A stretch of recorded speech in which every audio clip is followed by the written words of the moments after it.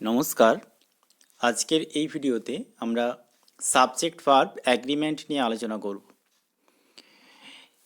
Subject verb agreement এটাকে আমরা আরেকটা নামে চিনি, সেটা হচ্ছে সিনট্যাক্স, SYNTAX। এটা ইংলিশ গ্রামারের একটা গুরুত্বপূর্ণ টপিক এবং এটা প্রত্যেককেই অবশ্যই খুব ভালোভাবে জানতে হয়, তা না হলে কিন্তু আমরা অনেক সময় বাক্যকে ভুল লিখে মানে সেন্টেন্স লেখার ক্ষেত্রে অনেক সময় ভুল হয়। যাই হোক, আমরা এরকমই বেশ 20টি সাবজেক্ট ভার্ব নিয়ে এসেছি। এটা চেষ্টা করব আমরা কারেক্ট অপশানটা, দুটো করে অপশান দেওয়া আছে, কারেক্ট অপশান যেটা সেটাকে সিলেক্ট করতে। দেখো, ফার্স্টে আছে choose the correct verb forms. The jury dash was oblique were divided in their opinions. Jury মানে হচ্ছে অনেকজন বিচারককে নিয়ে যেটা গঠিত হয়, অর্থাৎ বিচারক মণ্ডলী। Was oblique were divided in their opinions, তারা তাদের মতামতের দিক থেকে কিন্তু তাদের বিভেদ দেখা গিয়েছিল, অর্থাৎ বিচারক মণ্ডলী তাদের মতামতে আলাদা হয়ে গিয়েছিল। তাহলে এই ক্ষেত্রে কারেক্ট অপশান হবে কি ওয়ের, কারণ দে ওয়ের ডিভাইডেড মানে দে ডিড নট অ্যাগ্রি, অর্থাৎ they were divided in their opinions. যেহেতু আলাদা হয়ে যাচ্ছে তারা, they were different from in opinions from one another, যেহেতু তারা মতামতের দিক থেকে আলাদা হয়ে যাচ্ছে, সেক্ষেত্রে আমরা অবশ্যই এটা ওয়ে বসবে। যদি তারা একই হতো, তাদের মতামত যদি এক হতো, তাহলে কিন্তু সাবজেক্টটা সিঙ্গুলার হিসাবে নিতাম। এখানে সাবজেক্টটা অ্যাকচুয়ালি হচ্ছে প্লুরাল, ঠিক আছে? এখানে মনে রাখবে সাবজেক্টটা হচ্ছে অ্যাকচুয়ালি প্লুরাল সেন্সে ব্যবহার করা হয়েছে। সো দ্য কারেক্ট অপশান হবে way. Next, neither of the students is oblique are dishonest. Neither of the students is oblique are dishonest, খুব ইম্পর্ট্যান্ট। এক্ষেত্রে কারেক্ট অপশান কোনটা হবে? কারেক্ট অপশান হবে ইস। কারেক্ট অপশান হবে ইস। লক্ষ্য করো, নেইদার, এখানে নেইদারটা কিন্তু subject, neither of the students, এখানে নেইদারটা কিন্তু সিঙ্গুলার সেন্সে ব্যবহার করা হয়েছে, এক বচন, তার জন্য ভার্বটা হবে সিঙ্গুলার, অর্থাৎ is. Next, each of the girls dash is oblique are reading English now.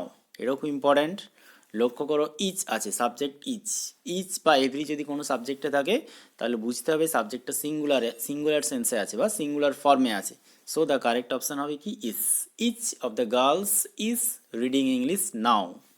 Next, one of the students is oblique are absent today.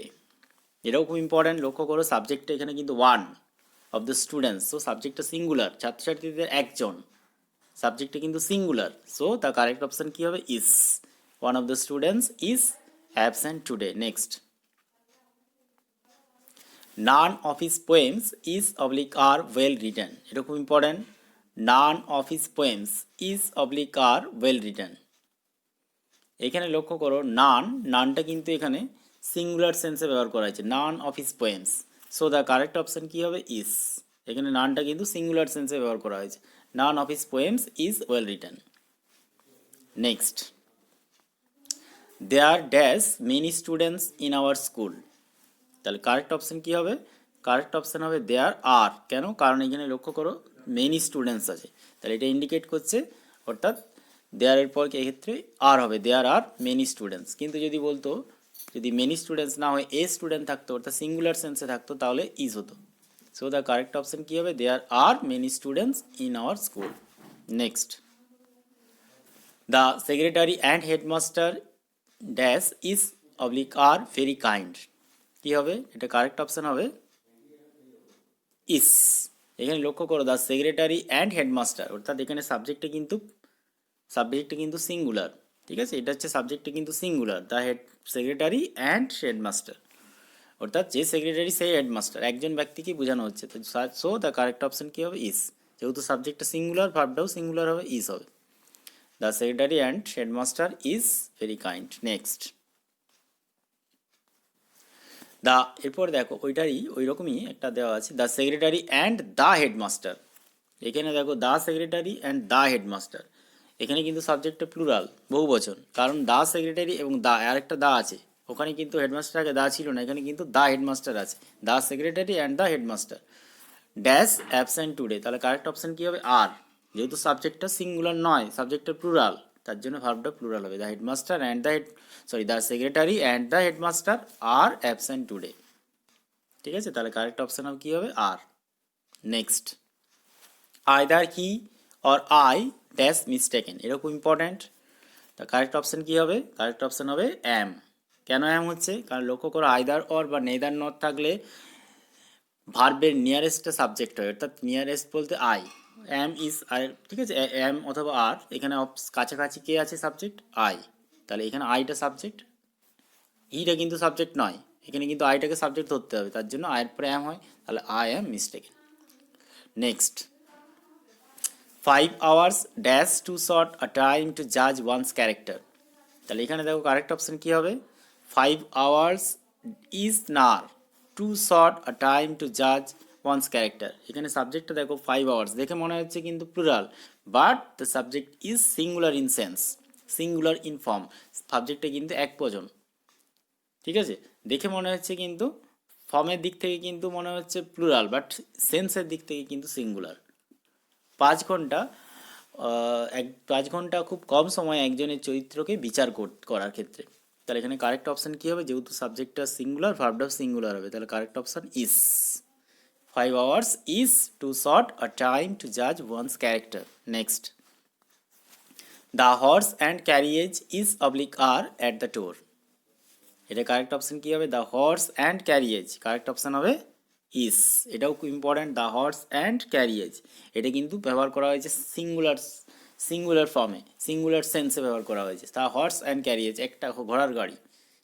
ঠিক আছে, ঘোড়ার গাড়িটি দরজার কাছে রয়েছে, তাহলে এখানে সাবজেক্টটা যেহেতু সিঙ্গুলার, তাহলে ভার্বটা কী হবে? সিঙ্গুলার, কারেক্ট অপশান হবে is. Next, bread and butter dash is oblique are essential for one's life.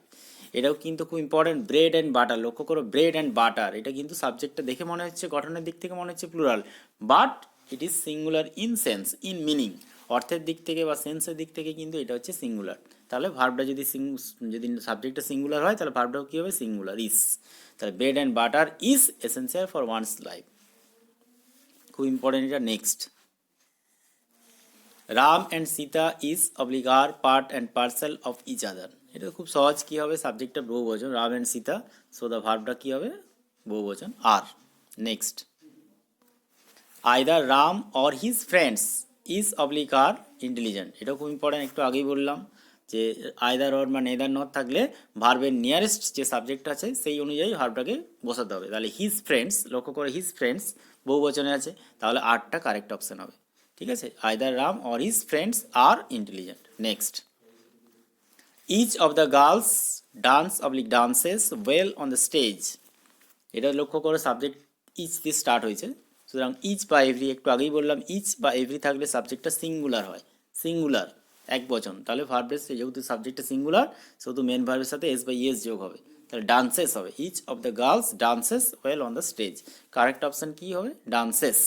Next, gold as well as silver dash is oblique are valuable metal. খুব ইম্পর্ট্যান্ট, এখানে লক্ষ্য করো সাবজেক্ট আছে gold, এখানে লক্ষ্য করো subject আছে গোল্ড, তার সাথে আছে অ্যাজ ওয়েল অ্যাজ সিলভার।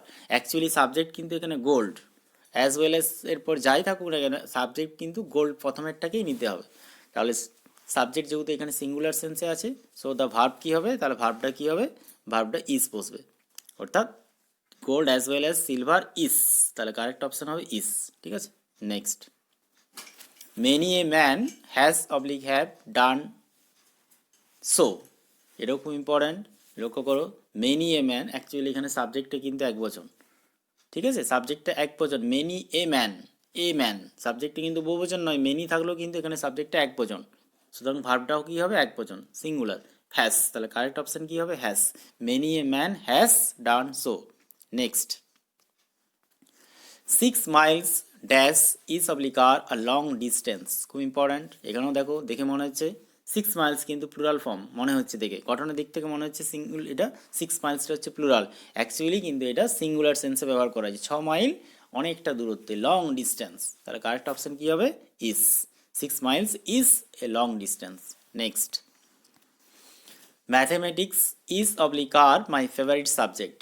এটাও একই রকম, ম্যাথামেটিক্স সাবজেক্ট, ম্যাথামেটিক্স অ্যাকচুয়ালি এটা একটা বিষয় এবং এটা সিঙ্গুলার, দেখে মনে হচ্ছে গঠনের দিক থেকে বহুবচন, কিন্তু আসলে এটা একবচন। ম্যাথমেটিক্স, তাহলে কারেক্ট অপশন কী হবে? Mathematics is my favourite subject. Correct option কী হবে? Is. Mathematics is my favourite subject. Next, if I dash was oblique were a bird I would fly in the sky. এটা খুব important এবং বহুবার এই কোশ্চেনটা বিভিন্ন কম্পিটিটিভ পরীক্ষায় এসেছে, বিভিন্ন চাকরির পরীক্ষায় কিন্তু এটা এসেছে, খুব ইম্পর্ট্যান্ট, প্রত্যেকের জন্য ইম্পর্ট্যান্ট। এটা আশা করি তোমরা উত্তর দেওয়ার চেষ্টা করবে বা উত্তর পারবে দিতে।